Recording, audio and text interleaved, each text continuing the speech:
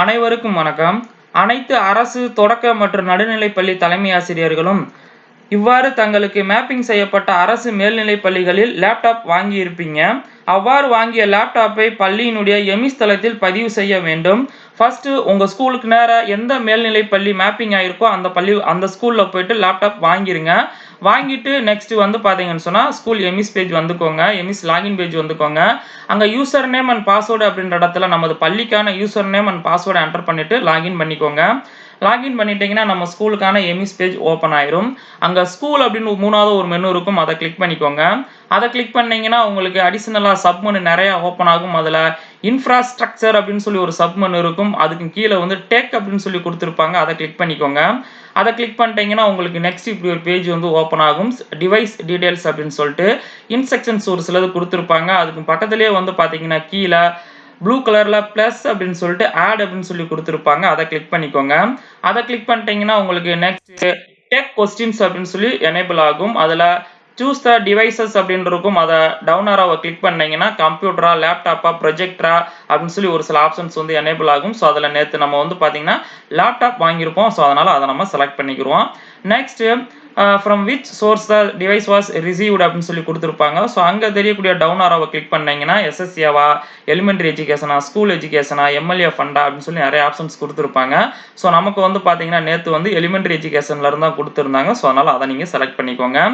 Next received year. So அந்த down ஆரோவை click பண்ணீங்கன்னா ஸோ என்னைக்கு வாங்கணும்னு கேட்டீங்கன்னா 2024. ஸோ இந்த இயரை செலக்ட் பண்ணிக்கோங்க.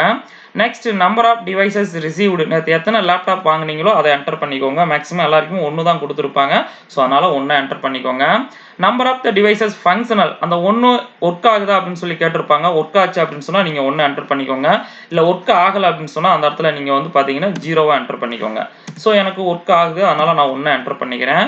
நெக்ஸ்ட் நான் ஃபங்க்ஷனல் டிவைசஸ். அங்கே நீங்க வந்து ஒர்க் ஆகிற கண்டிஷன்ல ஒன்று என்டர் பண்ணிட்டாவே இங்க வந்து பாத்தீங்கன்னா நான் ஃபங்க்ஷன்ல அதாவது ரிப்பேர்ல வந்து பாத்தீங்கன்னு சொன்னா 0 ஆட்டோமேட்டிக்காக என்ட்ரி ஆயிரும். நெக்ஸ்ட் கீழே ஸ்க்ரோல் பண்ணி வந்தீங்கன்னு சொன்னா கம்பெனியோட நேம், அதாவது நம்ம நேற்று வாங்கின டிவைசஸினுடைய கம்பெனியோட நேம் கேட்டிருப்பாங்க. ஸோ இந்த டவுன் ஆரோவை கிளிக் பண்ணீங்கன்னா டெல்லா, லினோவாவா, அடுத்து ஹெச்பியா அப்படின்னு சொல்லி கேட்டிருப்பாங்க. நேற்று கொடுத்தது வந்து பார்த்தீங்கன்னா லினோவா கொடுத்தாங்க. ஸோ அதனால அதை நம்ம செலக்ட் பண்ணிக்கலாம். Next model number. ஸோ அந்த லினோவானுடைய மாடல் நம்பரை வந்து பார்த்தீங்கன்னா லேப்டாப்பை பார்த்து என்டர் பண்ணிக்கோங்க. ஸோ நெக்ஸ்ட் கீழே ஸ்க்ரோல் பண்ணி வாங்க.